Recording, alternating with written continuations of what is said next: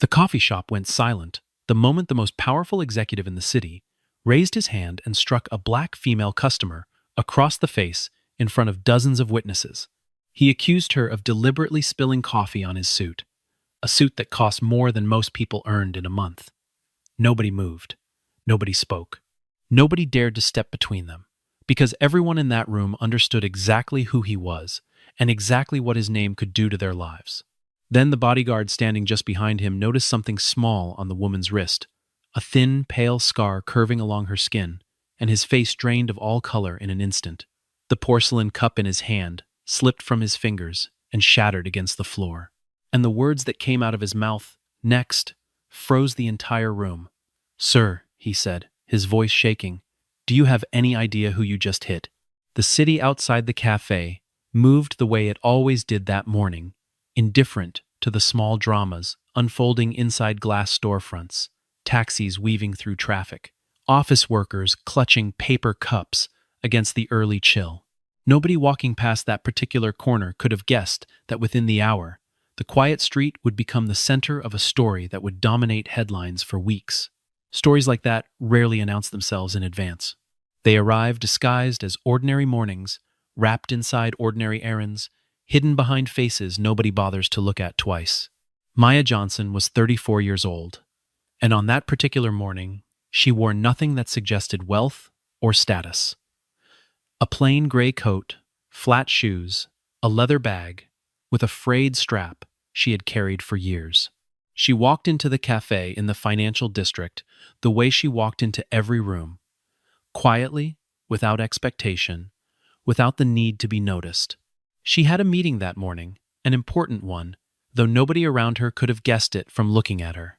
She ordered a simple black coffee and found a seat near the window, checking the time on a phone with a cracked screen, rehearsing in her mind the words she planned to say to people who held real power over funding she desperately needed for the people she served. She had no idea that within the hour, her face would be known by millions. Ethan Carter walked in 11 minutes later, and the temperature of the room seemed to drop the second the door opened for him. He was 45, the chief executive of one of the largest corporations in the state, a man whose name appeared in headlines about mergers and billion-dollar deals, a man who had built a reputation for being cold, exacting, and utterly intolerant of anything that wasted his time. He arrived with 2 assistants trailing behind him, and a single bodyguard, a broad-shouldered man named Marcus Webb, who had worked at his side for nearly a decade. Heads turned. Phones came out, not to film yet, but simply because people recognized him. Baristas straightened their posture. Even the manager came out from the back to personally greet him, because men like Ethan Carter did not wait in lines, and everyone in that cafe understood the unspoken rules that came with his presence. It happened in seconds. A young barista, nervous and rushing to refill a tray, collided with another employee carrying a fresh pot of coffee, and the scalding liquid splashed sideways, landing across the sleeve and lapel of Ethan's gray suit. He did not see the barista. He did not see the collision. All he saw was Maya, who happened to be standing closest to him, rising from her seat at that exact moment to reach for a napkin dispenser.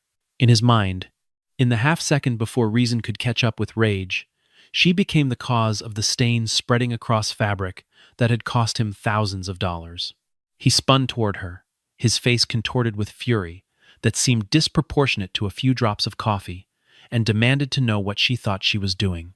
Maya immediately tried to explain that she had not touched him, that the spill had come from behind the counter, that she had only just stood up. She kept her voice calm, the way she had learned to keep her voice calm in far more dangerous situations than this one. But Ethan was not listening. He had decided, in the space of a single breath, exactly what had happened and exactly who was to blame. And no explanation offered by a woman in a plain gray coat was going to change his mind. His assistants froze. Marcus took a step forward, but did not yet understand what was unfolding. And then, before anyone could stop him, before anyone could even process what they were seeing, Ethan Carter raised his hand and slapped Maya Johnson across the face in front of the entire cafe. The sound of it seemed to echo far longer than it should have. Silence swallowed the room whole. A few customers gasped. Somewhere near the back, a phone was already raised, recording, capturing every second of what would soon become the most discussed video in the city. Maya's head turned slightly from the force of the blow, and for a moment nobody breathed, waiting to see what she would do, whether she would cry, whether she would scream, whether she would simply walk away the way the world so often expected women like her to walk away from men like him. She did none of those things. Maya straightened her back, lifted her chin, and looked directly into Ethan Carter's eyes with a calm that unsettled everyone watching far more than tears ever could have. She did not raise her voice. She did not threaten him with lawyers or cameras or consequences that sounded hollow in the moment. She simply said, in a tone so quiet that people had to lean in to hear it, that he had just made the biggest mistake of his entire life. Then she turned, picked up her bag, and walked toward the door, leaving behind a room full of people who would spend the rest of the day unable to stop talking about what they had just witnessed. Ethan laughed it off. The way men who have never faced real consequences tend to laugh off warnings they don't understand. He straightened his jacket, muttered something about people who manufacture drama for attention, and instructed his assistants to find him a new suit before his next meeting. Around him, a few people exchanged uneasy glances, but no one challenged him directly. After all, this was the man who sat on 3 boards, who funded half the charity galas in the city, who could end a career with a single phone call. Most of the witnesses assumed Maya's parting words were simply the bruised pride of someone who had been humiliated in public, a hollow threat meant to save face on her way out the door. Marcus Webb, however, had not laughed. He stood frozen near the entrance, staring at the space where Maya's wrist had been visible just before she lifted her bag onto her shoulder. There, along the inside of her forearm, ran a thin, pale scar, shaped almost like a lightning bolt, the kind of scar that comes from something far more severe than an ordinary accident. Marcus had seen that exact scar only once before in his life, 15 years earlier, under circumstances he had spent a decade and a half trying not to remember. His chest tightened, the room around him blurred for a moment, as old images surged back uninvited, fire and smoke, and the screaming of men trapped behind a collapsed steel doorway. He moved quickly, catching up to Maya just outside the café before she could disappear into the crowded sidewalk. His voice trembled as he asked her a single question, a phrase that would have meant nothing to anyone else listening, a code shared only between people who had once lived through something unspeakable together. Maya stopped walking. She turned slowly and answered him with the exact response he had been both hoping for and dreading, the response only one person on earth could have known. Marcus's hands began to shake. He had spent 15 years believing the woman who saved his life had vanished without a trace, perhaps even believing she had not survived at all.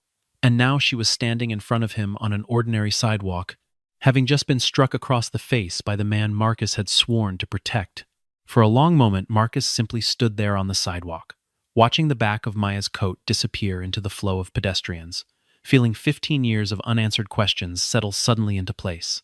He had built an entire career out of protecting powerful men precisely because he had once felt utterly powerless inside a burning building, certain he was going to die, until a stranger appeared out of the smoke and refused to let that happen.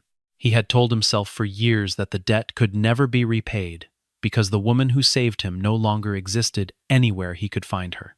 Now she existed 2 blocks away, rubbing her cheek where his own employer had struck her. He turned back toward the cafe entrance where Ethan stood waiting impatiently for his ruined jacket to be replaced, completely unaware that the woman he had dismissed as a stranger, causing a scene, was about to upend everything he believed about his own life.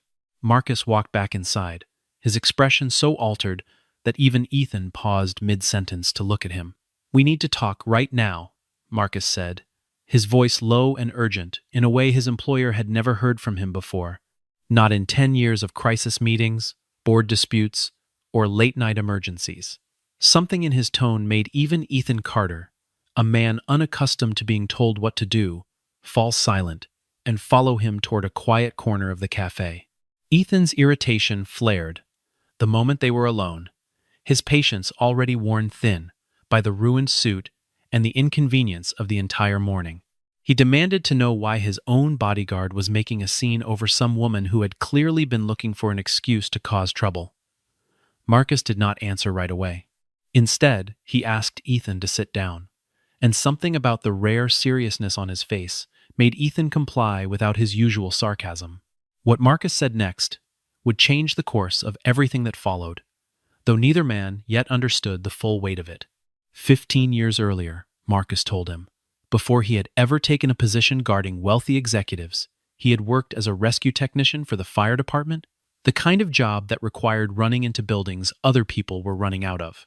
One night, a manufacturing plant on the edge of the city caught fire after an equipment malfunction, trapping dozens of workers on the upper floors behind a stairwell that had buckled from the heat.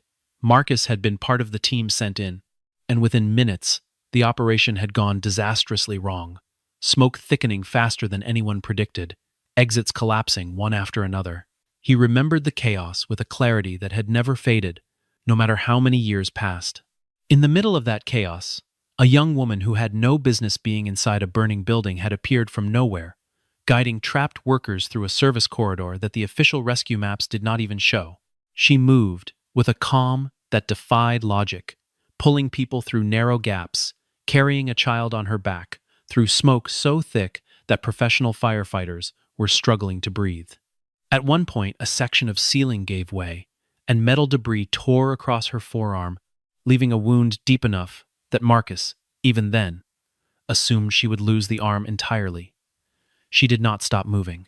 She kept guiding survivors out until every single person on that floor had escaped, and only then did she allow anyone to look at her injury. By the time emergency crews tried to find her name for the official report, she had already disappeared from the chaos outside the building, slipping away before reporters or officials could catch up with her. The story became something close to local legend among the people who had been there that night. The woman with no name, who saved an entire floor of workers and vanished before anyone could thank her properly. Marcus had searched for her for years afterward, quietly, on his own time, never finding a single solid lead. He had long since accepted that he would never know who she was. And then, 15 years later, he had seen the scar on her wrist in a cafe, moments after his own employer had struck her across the face. Ethan sat very still as Marcus spoke, something uncomfortable shifting behind his eyes. The name Maya Johnson, spoken aloud by Marcus, tugged at a memory he could not immediately place. Something connected to old files he had seen once and never thought about again, something tied to the early years of his father's company.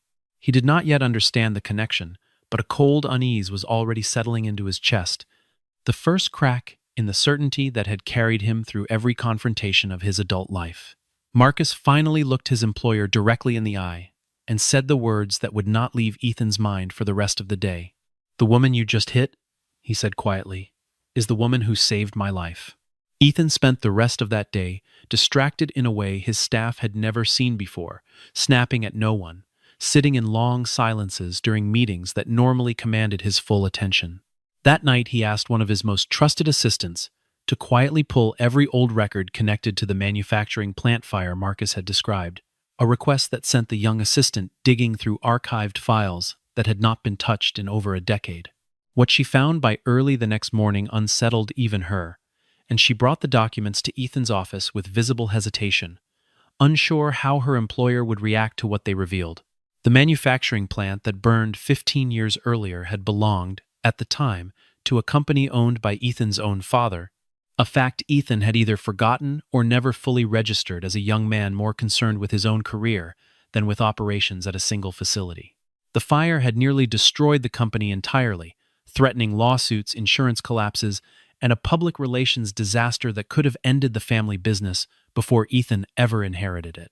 Yet the company had survived, largely because the death toll had been far lower than initial reports predicted, a fact attributed in internal documents to the unexplained intervention of a young woman who had guided dozens of workers to safety through a corridor nobody else had used. Ethan read through the documents twice, his hands gripping the edges of the pages as the full scope of what he was reading settled over him. If that fire had claimed the lives initially feared, the lawsuits alone would have bankrupted the company, stripping his family of the empire he now controlled, The buildings bearing his name, the board seats, the life he had built on a foundation he had never once questioned.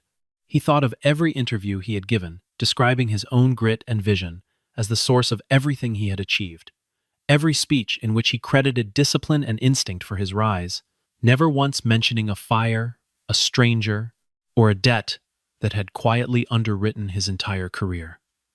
Everything he owned, everything he had ever taken pride in, rested in some measure on the actions of a stranger who had walked into a burning building and walked out with nothing to show for it, but a scar she had carried in silence for 15 years. The deeper Ethan dug, the worse it became. Internal memos showed that company executives at the time had discussed locating the woman who saved the workers in order to offer compensation, perhaps even a public reward, both as a moral gesture and as good publicity for a company recovering from disaster. But the records simply stopped there. The trail abandoned. No follow-up documentation, no settlement, no payment of any kind ever issued to anyone matching her description. One memo, dated only weeks after the fire, noted simply that the search for the unidentified woman had been deprioritized due to more pressing matters. A single line that Ethan read over and over, struck by how easily a debt that large had been filed away and forgotten. Maya Johnson and her family, whoever had raised her, whatever life she had lived since that night, had received nothing. Not a dollar, not a letter, not even an acknowledgement that the company understood what she had done for them. Ethan sat alone in his office, long after his staff had gone home, staring at a photograph from the old company archive showing the burned remains of the plant, and for the first time in years, he felt something close to shame settle into his chest. He had spent his entire adult life believing his success had been earned through his own intelligence, his own discipline, his own relentless work ethic, and in a single afternoon he had discovered that the very ground beneath his empire had been secured by a woman he had publicly humiliated without a second thought. The man who built fortunes on confidence now found himself unable to look away from a truth he had never asked to know. Marcus arranged the meeting 2 days later, though it took considerable effort to convince Maya to agree to it at all. She had no interest in speaking with Ethan Carter, no desire to relive a story she had buried deliberately and carefully for a decade and a half.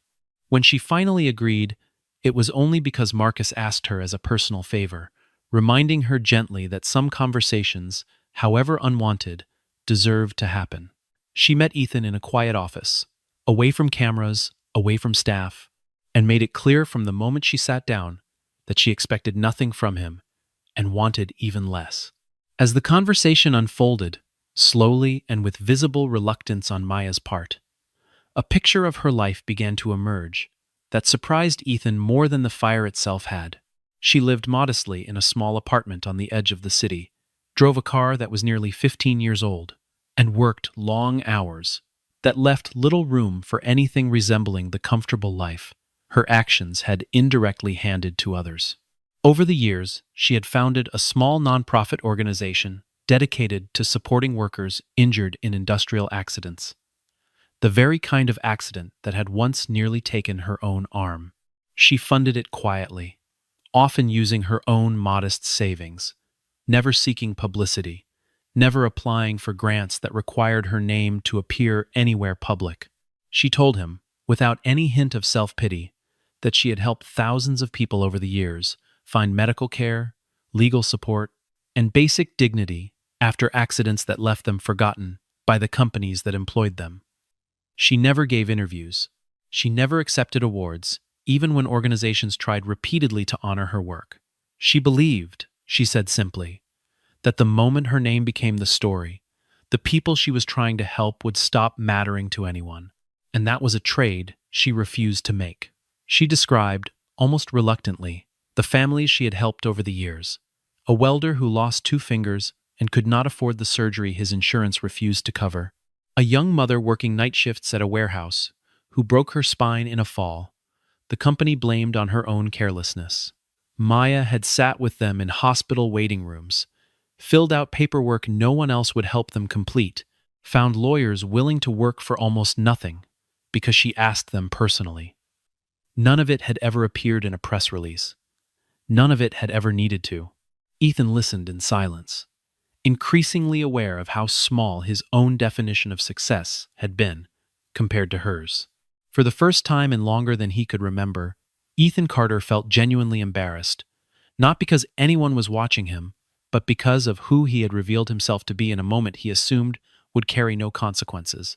He began to apologize, stumbling over words that did not come naturally to him, offering compensation, recognition, anything he could think of to undo what he had done in that cafe. Maya let him finish before answering, her voice steady and entirely without anger. "I don't need your apology," she told him, and the words landed harder on Ethan than the loudest accusation ever could have. While Ethan sat with the weight of that conversation, the rest of the world had already moved on without waiting for his private reckoning. The video from the cafe had spread overnight, shared and reshared, until it reached corners of the country that had never heard Ethan Carter's name before that week. Commentators dissected every second of the footage. Analysts speculated about what it meant for his company's reputation, and within 72 hours, his corporation's stock had dropped sharply as investors grew nervous about the public relations storm gathering around their chief executive. Journalists who had spent years covering corporate scandal recognized an opportunity too significant to ignore, and within days, a handful of reporters had identified Maya Johnson by name, tracing her connection to the small nonprofit she had built so quietly over the years. What they uncovered stunned even seasoned investigative writers accustomed to surprising stories. The woman struck on camera by one of the most powerful executives in the state turned out to be the same woman whispered about in old firefighter circles, the nameless hero of a manufacturing fire that had nearly ended an entire company 15 years earlier. Public reaction shifted overnight from outrage at a single slap to something far larger, a collective fascination with a woman who had quietly saved lives and asked for nothing in return, only to be humiliated by the very system her sacrifice had helped preserve. Headlines called her the forgotten hero of the city. Strangers who had never met her began sharing her nonprofit's information, donations pouring in faster than the small organization had ever seen. Talk shows debated the footage frame by frame. Editorial columns argued about what the moment revealed about wealth, race, and the assumptions powerful men carried into ordinary rooms without ever questioning them. Petitions circulated demanding Ethan's removal from his own board, while other voices, quieter but persistent, pointed out that real accountability would mean more than firing one man and moving on. Ethan, watching the story unfold from his office, understood that the consequences of that single afternoon had only just begun. It was during this surge of public attention that a persistent young journalist, digging deeper into the original fire investigation from 15 years earlier, discovered something that complicated the story even further. Old commendation records showed that someone else entirely had received official credit for the rescue operation that night, a name that had nothing to do with Maya Johnson. The journalist pulled archived newspaper clippings, award ceremony photographs, and internal company praise, all crediting a man who had not, according to every first-hand account Marcus and other survivors gave, actually been inside the building during the critical moments of the rescue. The man's name was Richard Holloway, a former operations director at the manufacturing plant who had, in the years following the fire, built an entire career on the reputation of being the hero who saved his workers that night. He had accepted a regional safety medal. He had received a substantial bonus from the company grateful for limiting its liability exposure. He had used the story in speeches, in interviews, in his own later business ventures, attaching his name permanently to an act of courage that belonged to someone else entirely. For 15 years, Maya Johnson had said nothing, had never once stepped forward to correct the record, content to disappear, rather than fight for credit she never seemed to want. When journalists confronted Holloway with survivor testimony contradicting his long-told story, he denied everything at first, dismissing the claims as the confused memories of traumatized workers recalling a chaotic night imperfectly.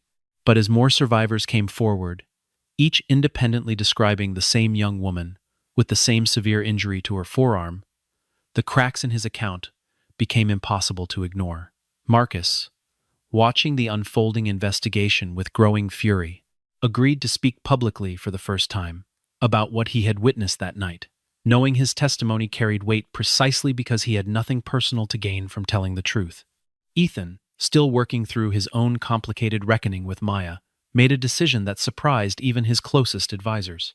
Rather than allowing his legal team to manage the unfolding scandal quietly behind closed doors the way corporations typically handled embarrassing revelations, he chose to use his company's resources to push the investigation into public view, funding an independent inquiry into exactly what had happened the night of the fire and exactly who deserved credit for what occurred. His advisors warned him that exposing a 15-year-old cover-up connected to his own family's company could damage his reputation further. Ethan, for the first time, did not seem to care about that calculation the way he once would have.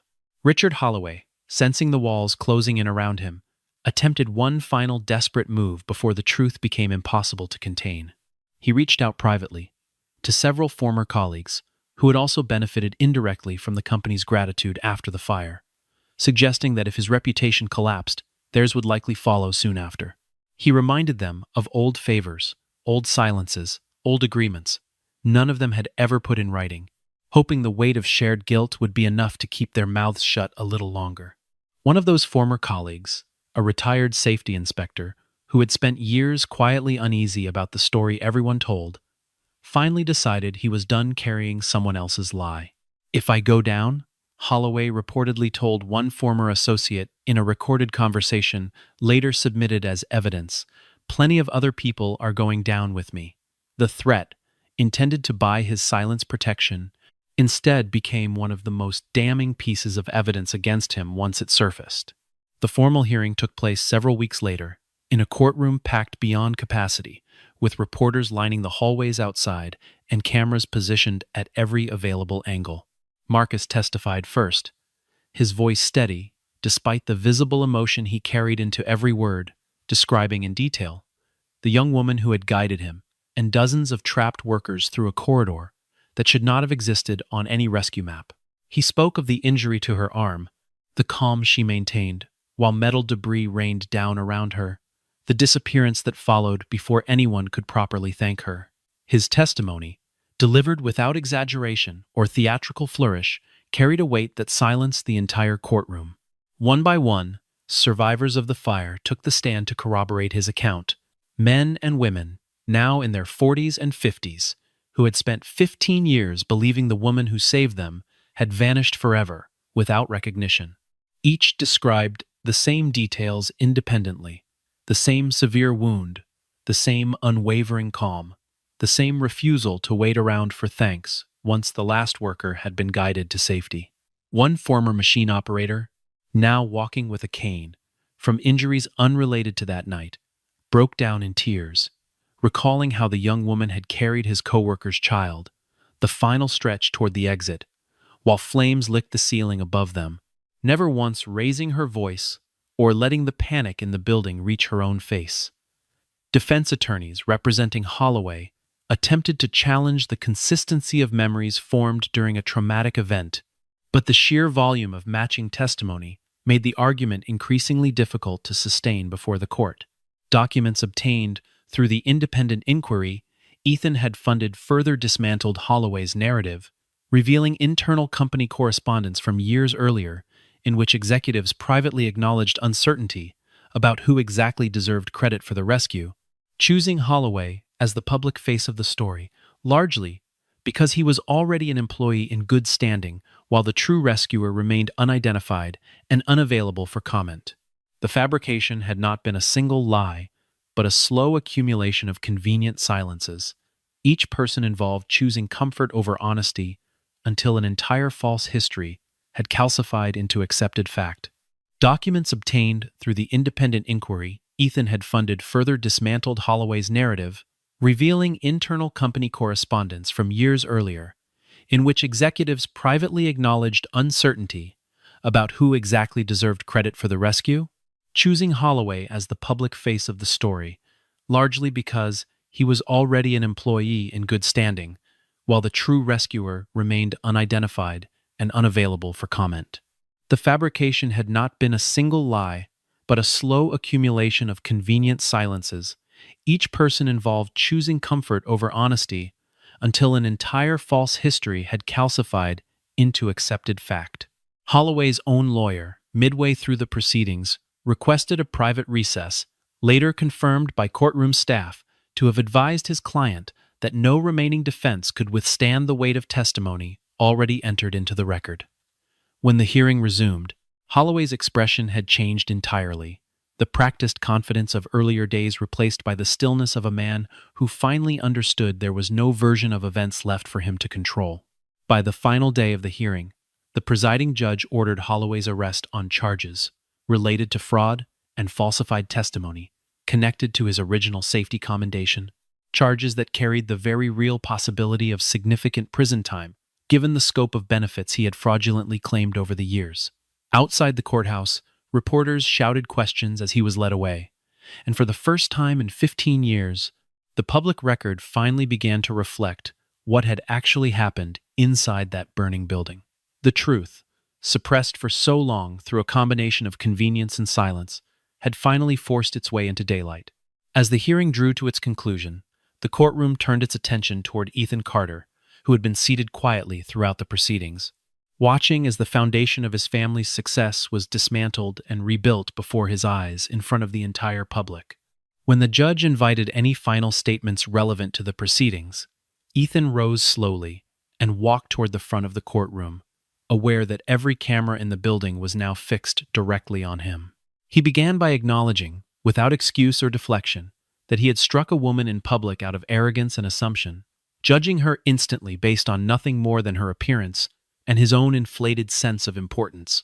He admitted that for years he had built his identity around the belief that his success was entirely his own creation, never once questioning the deeper history of the company he inherited, never once wondering whose sacrifices had quietly protected the empire he so proudly claimed as his achievement. His voice, normally controlled and commanding in every public appearance, wavered as he continued speaking. In front of cameras broadcasting to a national audience, Ethan Carter knelt down in the middle of the courtroom and offered a formal apology to Maya Johnson, who sat in the gallery watching without expression. He spoke of the assistants who had watched him strike her and said nothing, the bystanders who had filmed the moment without intervening, the culture inside his own company that had taught everyone around him that challenging him carried more risk than staying silent ever would. He said he understood now that the silence in that cafe had not been about Maya alone, that it reflected something rotten that had been allowed to grow for years under his leadership, and that fixing it would require more than a single gesture in a courtroom. He announced the creation of a substantial compensation fund for workers and families affected by industrial accidents connected to his company's history, including a direct, long overdue settlement for Maya herself, 15 years late but finally acknowledged. He went further still, announcing that he would transfer a meaningful percentage of his personal shares in the company into Maya's nonprofit organization, ensuring it would have resources far beyond anything it had operated with before that day. The courtroom fell into an unusual hush, as everyone waited to see how Maya would respond to a moment most people expected to bring her some measure of satisfaction or vindication. Reporters leaned forward. Cameras zoomed closer. Even Ethan, still kneeling, seemed uncertain whether her silence meant forgiveness or something else entirely. Maya rose from her seat slowly, smoothing the same plain gray coat she had worn the day everything began, and walked to the front of the courtroom without hesitation. She did not look at Ethan with anger, nor did she rush to embrace the apology being offered to her in front of the entire country. Instead, she turned to face the gathered crowd, the reporters, the survivors, the cameras broadcasting her words far beyond that room, and began to speak in the same calm, unshaken voice she had used in the cafe weeks earlier. She told them that she accepted the apology, not because Ethan's words erased what had happened, but because holding on to anger had never been the kind of person she wanted to be. She thanked the survivors who had come forward to tell the truth, and she thanked Marcus, who had carried the memory of that night for 15 years without ever forgetting the debt he believed he owed her. Then she turned her attention to the wider audience listening, and her voice grew firmer, carrying the weight of everything she had endured in silence for so long. She told them never to judge a person by the color of their skin, never to assume the worst about someone based on the clothes they wore, or the car they drove, or the neighborhood they came from. She told them that the people who change the world rarely look like the people history chooses to celebrate. That quiet sacrifice almost always goes unnoticed, while loud, convenient stories get rewarded instead. She spoke briefly of the welder and the young mother she had mentioned earlier, careful, even now, not to use their real names, explaining that the world was full of people doing extraordinary things in ordinary clothes, and that the failure to notice them said far more about the people looking than it ever said about the people being overlooked. She reminded the room that a scar on someone's arm could mean nothing, or it could mean everything, and the only way to know the difference was to stop assuming and start listening. When she finished speaking, the courtroom rose to its feet in applause that lasted far longer than anyone expected, reporters included, many of them visibly moved by words that carried none of the bitterness they had anticipated. In the weeks that followed, Ethan Carter began implementing sweeping changes throughout his company, instituting new accountability standards, funding worker protection programs, and personally reviewing decades of overlooked claims his corporation had ignored over the years. His transformation, slow and imperfect, became a frequently cited case study in business circles about what genuine accountability could look like when it finally arrived. Maya's nonprofit organization expanded rapidly in the months that followed, opening regional offices across the country to support workers injured in industrial accidents who had previously had nowhere to turn. Donations continued pouring in long after the initial media attention faded, sustained by a steady stream of people who had read her story and wanted to be part of something that mattered beyond a single viral moment. Marcus left his position guarding executives entirely, choosing instead to work alongside Maya full-time, finally given the chance to repay a debt he had carried quietly for 15 years. He spent his days now driving between hospitals and work sites instead of boardrooms and private elevators, and more than one former colleague noted that he seemed, for the first time in years, genuinely at peace. Ethan's company released a public report 1 year later detailing the changes implemented since the hearing, including a dedicated department devoted entirely to reviewing historical worker injury claims that had previously been ignored or dismissed. Critics remained skeptical, pointing out that genuine change in a corporation often takes far longer than a single year to prove itself sincere, and Ethan himself never claimed otherwise in any of his public remarks. He stopped giving the kind of interviews that once defined his public image, the bold predictions, the confident sound bites, choosing instead to speak rarely and carefully, aware now that his words carried weight he had once taken for granted. Maya left the courtroom that day, without waiting for further applause or attention, walking out through a side entrance to avoid the crowd of reporters gathered at the main doors. As she stepped into the late afternoon light, a photographer caught one final image that would later be reprinted in countless articles about her story. Her sleeve pulled back slightly as she adjusted her bag, the thin, pale scar along her wrist clearly visible in the frame. Editors would later argue over which photograph best captured the story, the slap, the courtroom apology, or this quiet final frame of a woman walking away from cameras she had never wanted in the first place, and most of them eventually agreed it was the last one that mattered most. It was the same scar that had once caused her unbearable pain, the same scar that had nearly cost her an arm, and the very thing that ultimately forced an entire city, and eventually an entire country, to remember a truth too easily forgotten. A person's worth is never measured by how they appear when the world is watching, but by what they choose to do in the quiet moments when no one is watching at all.